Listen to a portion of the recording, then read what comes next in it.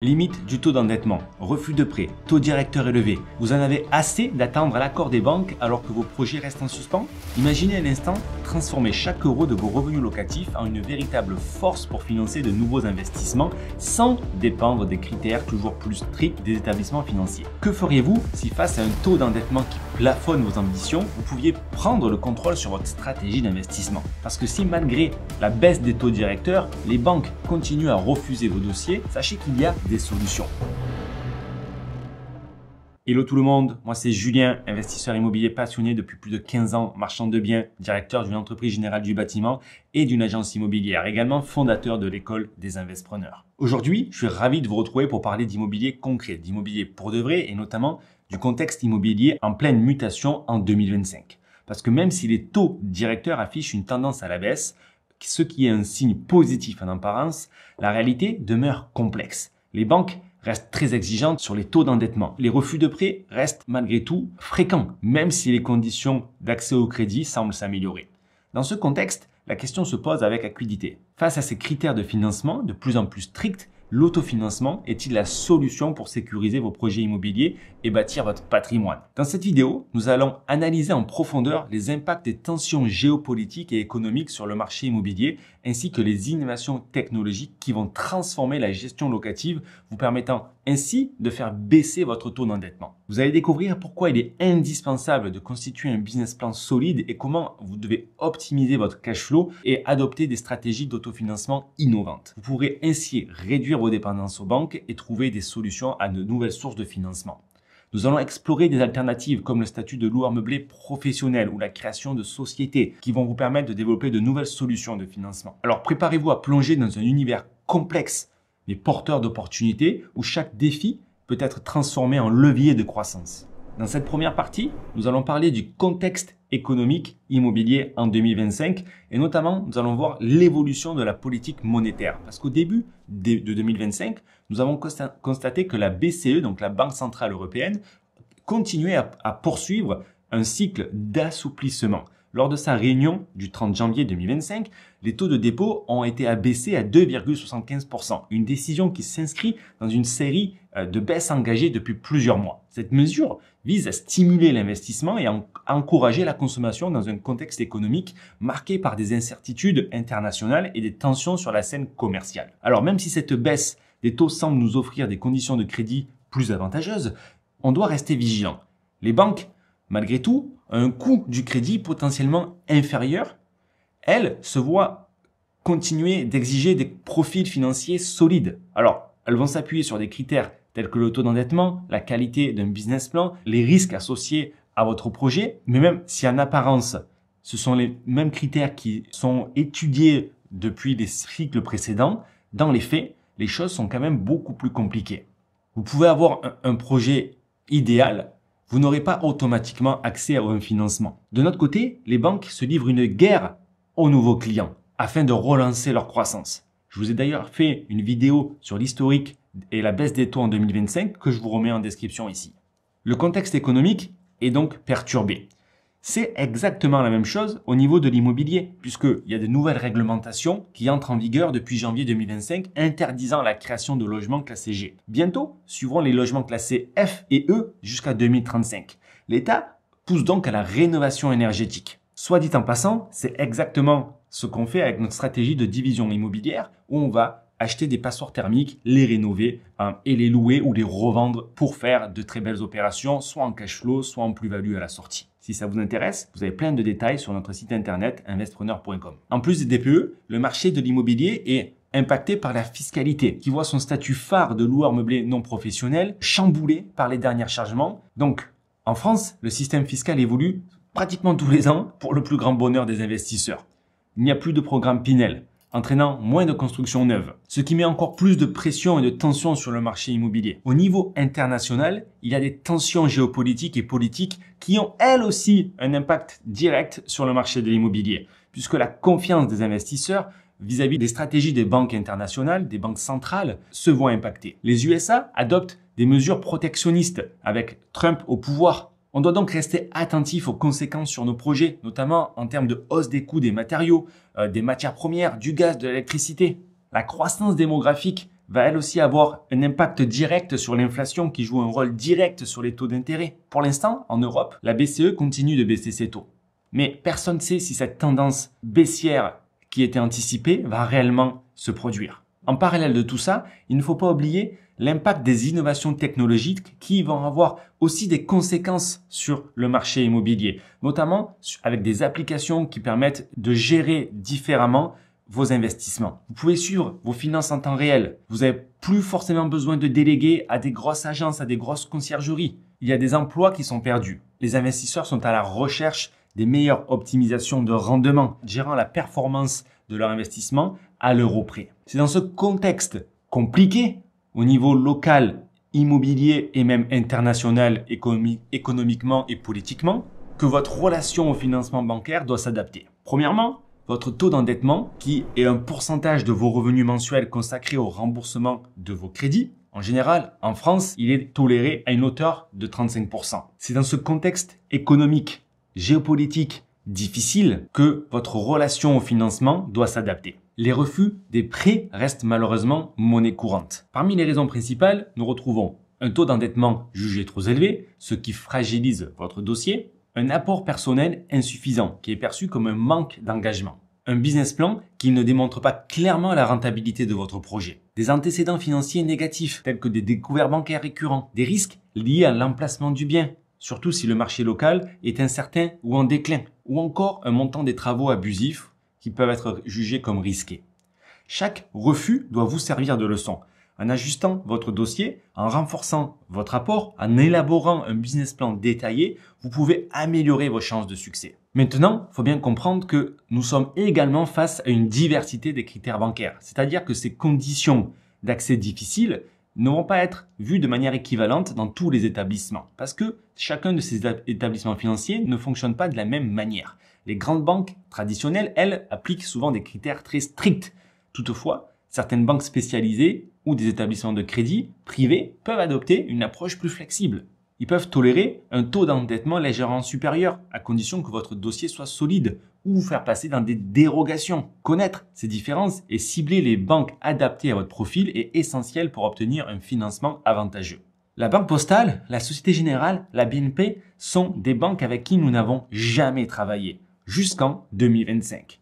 Sur le premier trimestre 2025, on a pu voir plusieurs clients obtenir des financements avec ces banques. Avant, leur politique, même avant la crise 2023-2024, leur politique n'était pas liée au financement bancaire. Ce n'était même pas leur cœur de métier, c'est même pas écrit crédit dans leur marque. Pourtant, aujourd'hui, en 2025, elles viennent concurrencer les banques dont le cœur de métier est le crédit, tels que le CIC, le Crédit Agricole, qui avaient mis le crédit immobilier au cœur de leur stratégie en faisant des produits d'appel depuis de longues années. C'est ainsi que dans un contexte économique, certes porteur, certaines banques peuvent décider d'être plus ou moins regardantes afin d'acquérir de plus en plus de clients. Elles pourront, dans certains cas, déjouer les dérogations aux 35% des taux d'endettement habituellement utilisés. Sachant que, auparavant, 6% des prêts émis par les banques pouvaient être faits par des dossiers dépassant les 35% d'endettement. Cependant, dans la réalité, en vrai, peu de banques appliquaient ces dérogations. Le moment pour elles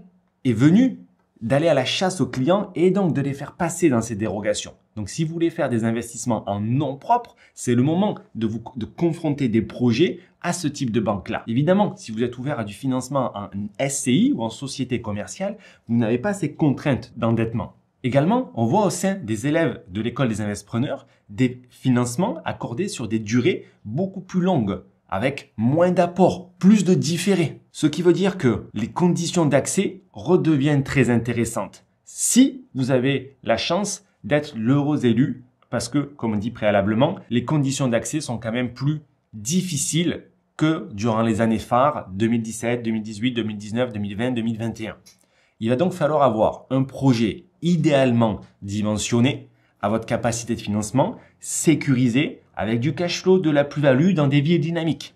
C'est exactement ce qu'on fait au sein de l'école des investisseurs. Si vous voulez apprendre à faire ce type d'investissement, vous avez un lien en description où on peut prendre un rendez-vous ensemble et faire un point sur votre projet. De la formation, des accompagnements où on vous valide chacune des étapes ensemble ou des programmes clés en main, ces programmes sont à votre disposition. Dans cette troisième partie, on va voir en détail comment construire un projet de financement solide. La première des choses va être d'avoir un dossier bancaire convenablement préparé. Parce que pour convaincre les banques de vous financer, il va vous falloir un business plan structuré idéalement. Ce document, c'est la preuve que vous avez analysé en profondeur le marché, que vous connaissez les coûts, les prix, les revenus associés, les recettes locatives en longue durée, en courte durée, l'été et l'hiver, que vous avez une stratégie d'exploitation, une stratégie de gestion très claire. Un dossier complet va renforcer votre crédibilité pour rassurer les établissements financiers sur votre projet et sur les suivants.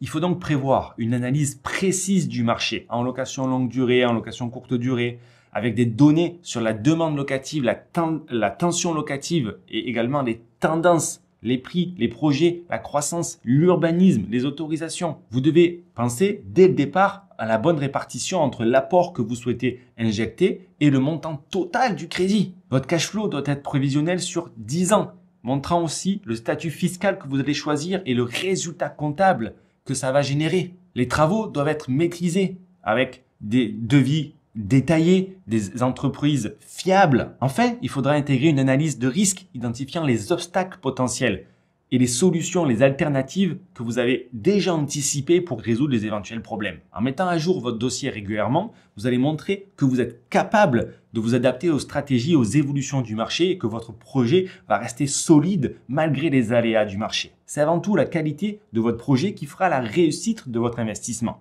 Le projet doit être sous le prix du marché, avec du cash flow, de la plus-value, des travaux, mais pas trop, adapté à votre capacité de financement dans des villes dynamiques. Si vous respectez l'autofinancement, alors votre financement sera grandement facilité. En termes d'autofinancement, je rappelle que on parle de 70% du loyer en location longue durée qui doit être égal à 100% de la mensualité. C'est le critère numéro 1 à respecter pour protéger la réussite de vos investissements. D'ailleurs, à ce sujet, je vous renvoie vers la vidéo sur les 11 types de biens à ne pas acheter qu'on a publié récemment. Maintenant, nous allons voir comment optimiser votre accès au financement. Parce que de nouvelles alternatives arrivent. Vous avez des options afin de ne pas dépendre uniquement des banques traditionnelles. Il est judicieux de diversifier ses sources de financement. Vous pouvez par exemple faire appel à des investisseurs privés, recourir à du crowdfunding ou explorer des solutions fintech innovantes qui vont vous permettre d'aller chercher potentiellement l'apport qui vous manque ou une partie du crédit qui vous manque. Vous pouvez aussi avoir recours à l'association. En utilisant cette diversification des options qui sont à votre portée, vous allez réduire votre risque global et avoir plus d'options pour obtenir votre financement. Vous aurez plus de marge de manœuvre en cas de refus bancaire. C'est-à-dire que si une banque ne vous finance pas, ne vous permet pas de dépasser les 35% d'endettement, vous pouvez, comme dit préalablement, essayer de passer dans les dérogations, voire opter pour une SCI, voire aller chercher du financement sur des partenaires externes pour les montants qui vous manquent. Aujourd'hui, il y a de nombreux sites qui sont à votre disposition, tels que Brix ou la Première Brique, qui peuvent compléter 10, 15, 20, 50% du budget global sur des investisseurs particuliers qui seront séduits par votre projet.